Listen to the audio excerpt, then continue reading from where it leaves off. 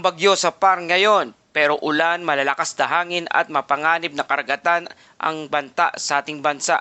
Amihan at shoreline patuloy na umaapekto sa bansang Pilipinas. Magandang araw Pilipinas, ito ang Pilipinas Weather ngayon. Narito na ating update sa panahon. Kung bago ka lang sa ating channel, please like, share, and subscribe para lagi ka updated sa panahon. Salamat sa iyong suporta. Mga kababayan, ngayong araw, ihahatid natin sa inyo ang pinakabagong tropical cyclone threat potential na inilabas ng Pag-asa. Aktual na kondisyon ng panahon sa buong bansa at mga lugar na dapat magbantay sa pagbaha at landslide at mga babala sa karagatan sa ating mga kababayang mangingisda. Ngayon, simulan na natin ang balita. Bago tayo dumiretso sa lokal na ulat na panahon, unahin muna natin ang tanong ng marami.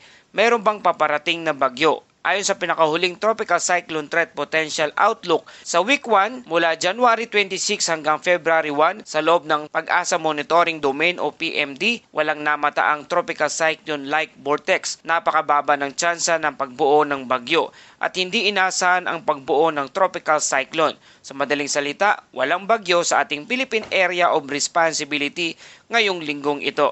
At sa darating na week to naman, February 2 hanggang February 8, 2026, sa ikalawang linggo may posibleng mabubuo na mahinang Tropical Cyclone-like Vortex o TCLV sa timog silangan ng ating Philippine Area of Responsibility o PAR.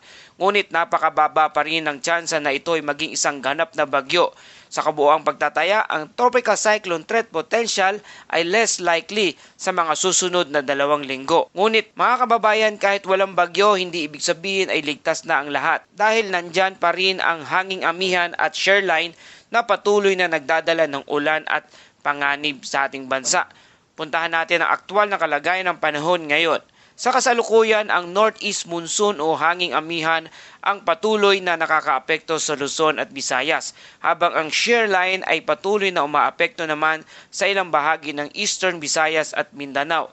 Ang kombinasyong ito ang dahilan ng maulap na kalangitan at pag-ulan at malalakas na hangin, lalo na sa silangang bahagi ng ating bansa. At narito ang mga lugar na dapat maging alerto. Sa Eastern Samar, Southern Leyte, Dinagat Island, Surigao del Norte, maulap na kalangitan na may scattered rain at isolated thunderstorm, dulot ito ng shear line. May mga posibilidad ng flash flood at landslide lalo na sa mga mabababang lugar at sa mga bulubunduking lugar. Mga lugar naman na mayroong mahinang pag-ulan dito sa Metro Manila, Cagayan Valley, Cordillera, Administrative Region, Central Luzon, Calabarzon, Bicol Region, Oriental Mindoro, Marinduque, Romblon. Maulap na kalangitan hanggang mahinang pag-ulan, dulot naman ito ng hanging amihan. Walang inaasang malalaking epekto, ngunit mag-ingat pa rin ang mga kababayan natin sa mga lugar na yan. At sa iba pang bahagi ng ating bansa, sa nantitirang bahagi ng Luzon at Visayas, bahagyang maulap hanggang maulap ang kalangitan na mayroong isolated light rains. At sa natitirang bahagi ng Mindanao, mayroong localized rain shower o thunderstorm at posibleng bigla ang pagbaha kapag lumalakas naman ang ulan. At kung pag-uusapan naman natin ang epekto ng hangin at ulan, hindi maaring kaligtaan ang kalagayan ng ating mga karagatan. Para sa ating wind and coastal water conditions sa eastern section ng bansa, ang hangin ay moderate to strong wind na may direksyon pa northeast to north na may lakas na alon mula 2.1 hanggang 4 meters ang taas. Delikado pa rin sa mga maliliit na sasakyang pandagat ang pumalaot.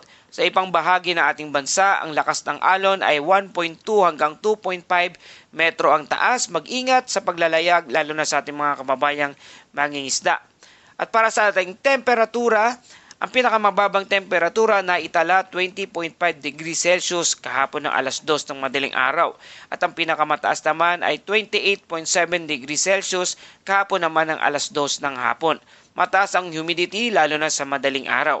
Asahan ang malamig ngunit mamasa-masang pakiramdam sa ngayon. Para sa ating astronomical information sa Metro Manila, kanina sumikat ang araw bandang alas 6:25 ng umaga at mamaya lulubog naman bandang alas 5:53 ng hapon. At para sa ating safety reminders, iwasan ang pagtawid sa mga rumaragasang baha, mag-i-alerto sa senyales ng landslide at huwag ipilit ang paglalayag kung malakas naman ang mga alon.